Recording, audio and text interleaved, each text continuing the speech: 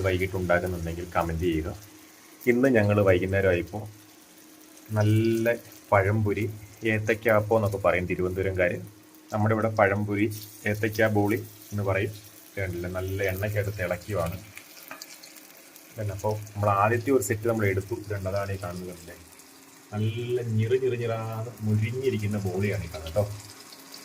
അപ്പം നിങ്ങളിങ്ങനെ കഴിക്കുന്നുണ്ടെങ്കിൽ കമൻറ്റ് ചെയ്യുക. ഇന്ന് നിങ്ങളുടെ വീട്ടിൽ എന്താണ് വൈകിട്ടത്തെ ചെറുകടി എന്ന് പറയുക.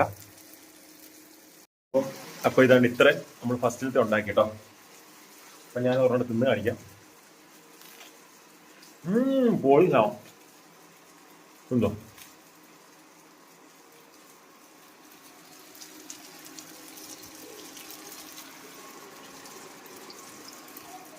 അപ്പം നിങ്ങളുടെ വൈകുന്നേരം എന്നായിരുന്നു കമൻറ്റ് ചെയ്യാം. ഓക്കെ.